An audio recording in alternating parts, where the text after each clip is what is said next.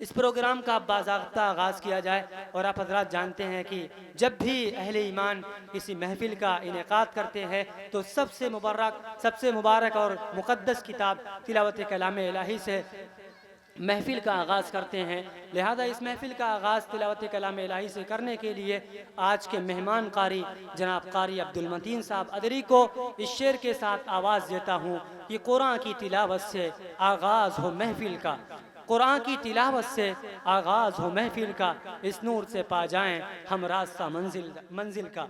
माइक पर कारी अब्दुल मतीन साहब अदरी माशाअल्लाह बहुत ही उम्दा पढ़ते हैं। मैं यहाँ तकरीबन 3 सालों से आ रहा हूँ और ये भी यहाँ 3-4 सालों से आ रहे हैं। वाक़ईतन जब पढ़ते हैं तो बड़ी खुशी होती है कि कोई कुरान पढ़ने वाला है जो हमारे सामने अल्लाह के कलाम को कितने अच्छे अंदाज में हमारी समातों के हवाले कर रहा है। लिहाजा कुरान की तिलावत की जा रही है और हुक्म ये है, अदब का तकादा है, इज़ा कुरियल कुरान फस्तमिउ लहू व अनसितू, कि जब कुरान पढ़ा जाए तो खामोशी के साथ कुरान को सुनो और खामोश रहो, लअल्लकुम तुरहमून, ताकि तुम्हारे ऊपर रहम किया जाए। लिहाजा इस दौरान हम बातों के सिलसिले को बंद करके यकसूई के साथ, दिल के साथ अल्लाह के कलाम को समाअत फरमाएं।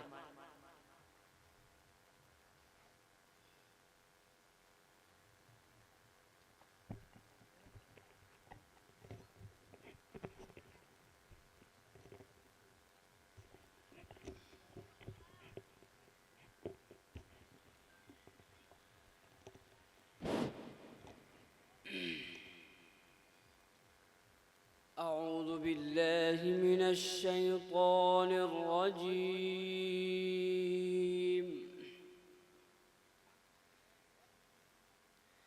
بسم الله الرحمن الرحيم.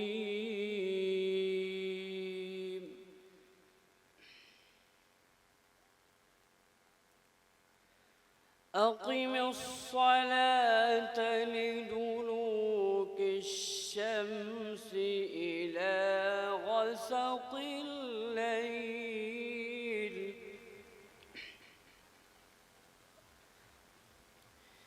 إلى غسق الليل وقرآن الفجر إن قرآن الفجر كان مشهودا.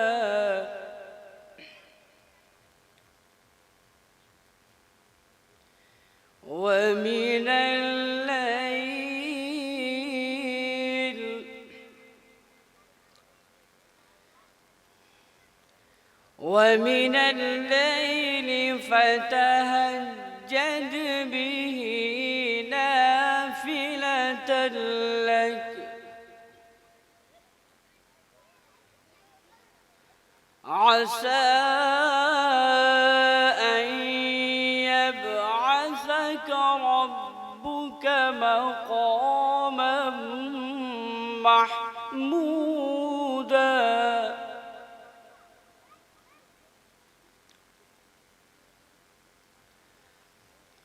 وقل رب أدخلني مدخل صدق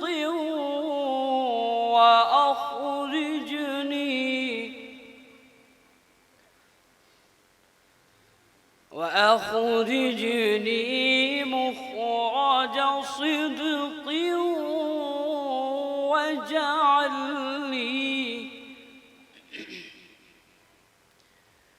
واجعل لي من لدنك سلطانا نصيرا.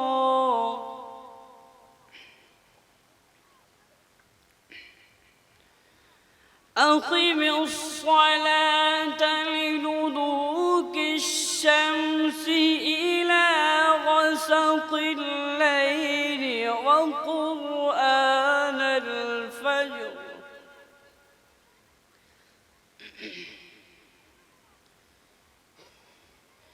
إن قرآن الفجر كان مشهودا.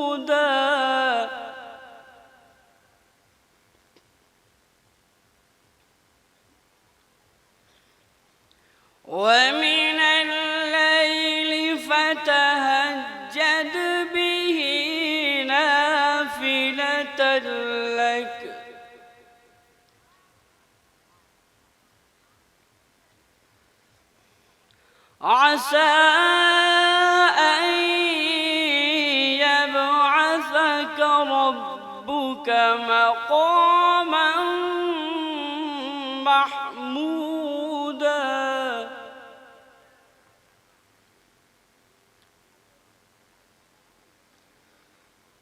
وقل رب أدخلني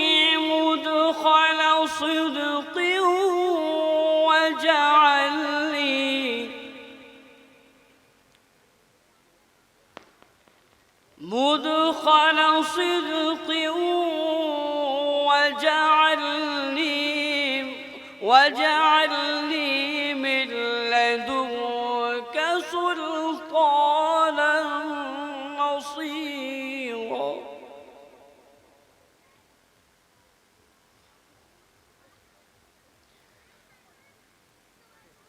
وقل رب أدخلني مدخل صدق وأخرجني مخرج صدق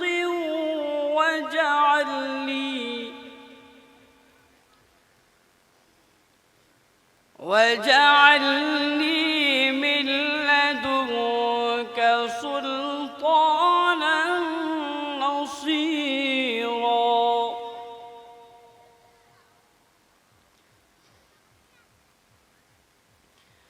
وقل جاء الحق وزهق الباطل إن الباطل كان زهوقا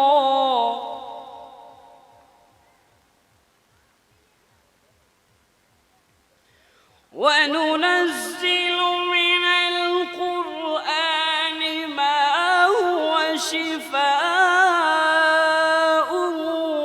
ورحمة للمؤمنين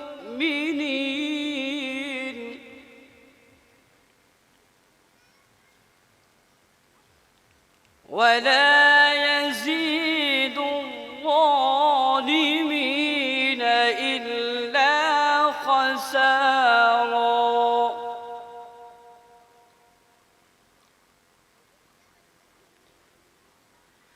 وإذا أنعمنا على الإنسان أعرض ونأى بجانبه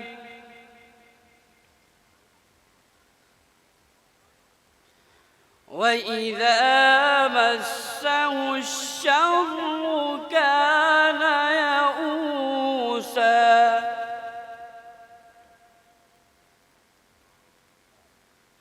قل كل يعمل على شاكلته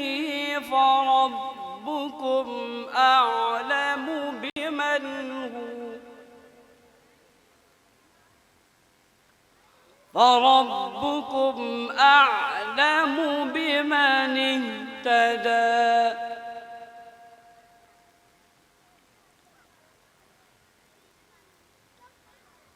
وإذا أنعمنا على الإنسان أعرض ونأى بجانبه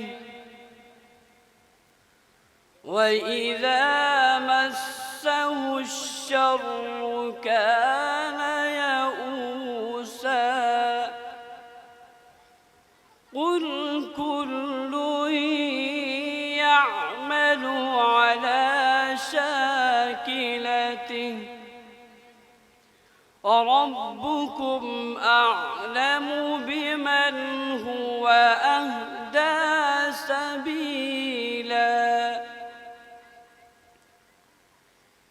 بسم الله الرحمن الرحيم والشمس وضحاها والقمر إذا تلاها والنهار إذا جلاها والليل إذا يغشاها والسماء وما بناها والأرض وما طحاها ونفس وما سواها فألهمها فجورها وتقواها قد أفلح من زكاها وقد خاب من دساها كذبت ثمود بطغواها إذ انبعث أشقاها فقال لهم رسول الله ناقة الله وسقياها فكذبوه فعقروها فدمدم عليهم ربهم بذنبهم فسواها فلا يخاف عقباها صدق الله العظيم.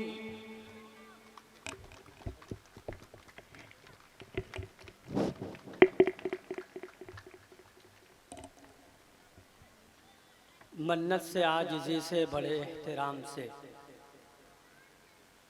मन्नत से आजिज़ी से बड़े एहतराम से आगाज़ हो रहा था खुदा के कलाम से। माशाअल्लाह, ये थे कारी अब्दुल मतीन साहब अदरी मौवी, जो अभी हमारे सामने बड़े ही अच्छे अंदाज, बेहतरीन लबो लहजा, मखारिज व सिफ़ात की रियायत के साथ तिलावत कलाम इलाही से इस महफ़िल का ईमानी व रूहानी आगाज़ कर रहे थे। और मेरे जहन में ये शेर आ रहा था कि जो सबसे ज़रूरी है मुसलमान नहीं पढ़ते, जो सबसे ज़रूरी है मुसलमान नहीं पढ़ते, ईमान के सहीफ़े को निगहबान नहीं पढ़ते।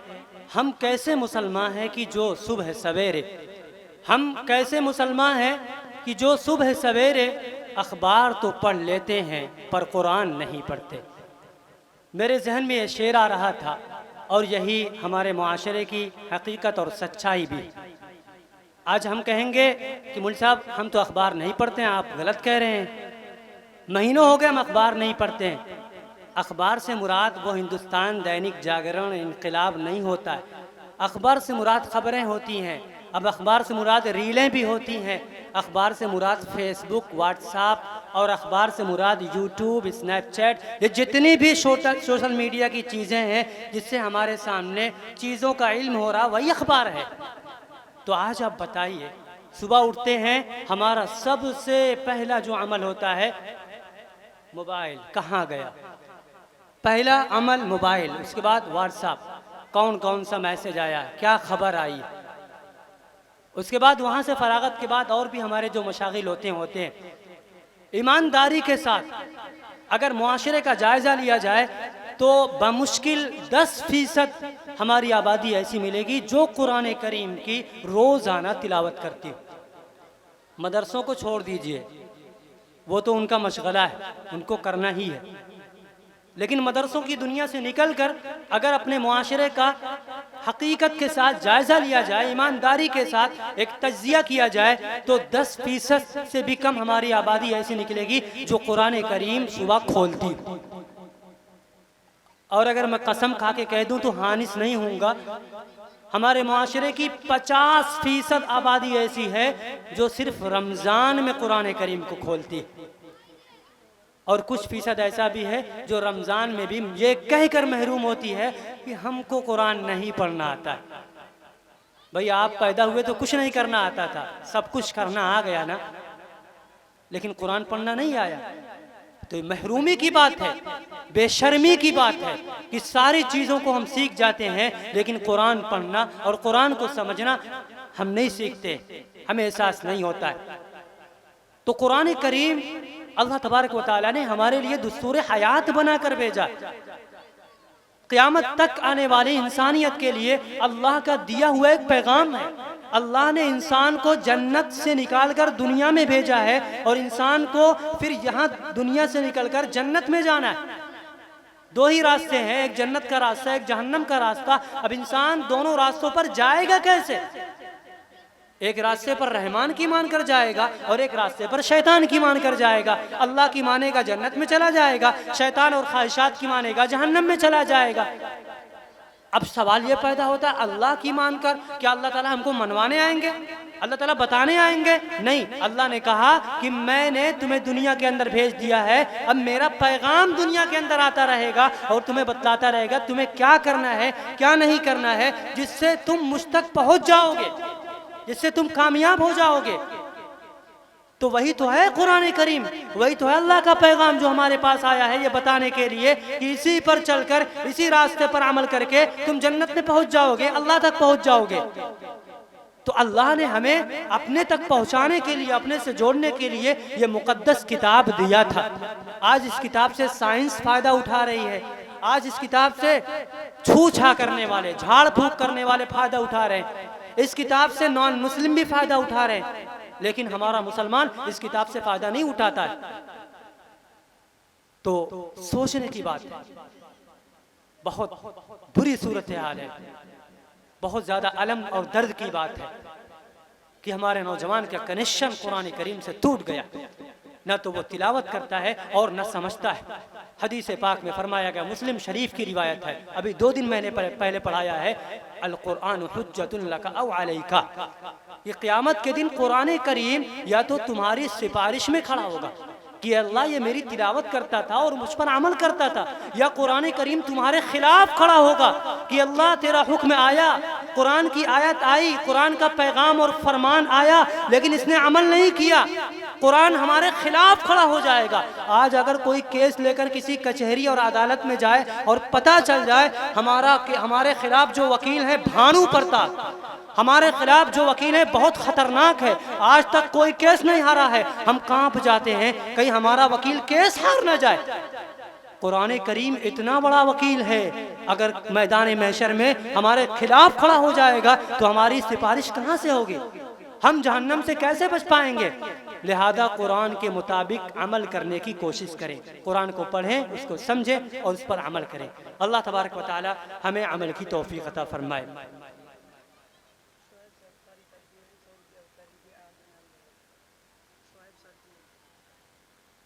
जनाब शुएब साहब ने कारी अब्दुल मतीन साहब को 100 रुपए का इनाम दिया, माशाल्लाह बहुत खुशी हुई। मैंने शुरू में जो बात कही थी, लगता है आप लोगों के अंदर उसका बहुत असर हुआ है, आपने अपनी गैरत का मुजाहिरा किया है और मुझे नकारा है, मेरे अल्फाज को नकारा है कि ए मौलवी साहब निदामत करने वाले, हम अहले सीहीपुर हैं, ये लो इनाम की बारिश शुरू हो गई।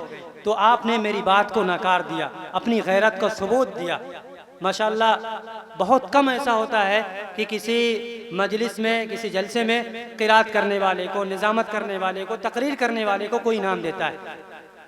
नात पढ़ने वाले को, ये तो भाई उसकी किस्मत है कि रसूलुल्लाह की तारीफ़ कर रहा है, कि लोग खुशी में देते हैं। लेकिन माशाल्लाह आपने सबूत दिया, आपने कारी को भी इनाम से नवाजा। माशाल्लाह मेरी बात का आपके दिलों में असर हुआ। मालूम ये हुआ कि यहाँ वो दिल मौजूद है सीहीपुर के अंदर जो बातों को कबूल करता है और अमल की सलाहियत रखता है, और ये बहुत बड़ी बात है कि अमल करने वाला दिल हो। अल्लाह तबारक व तआला कबूल फरमाए। कारी अब मैं इसके बाद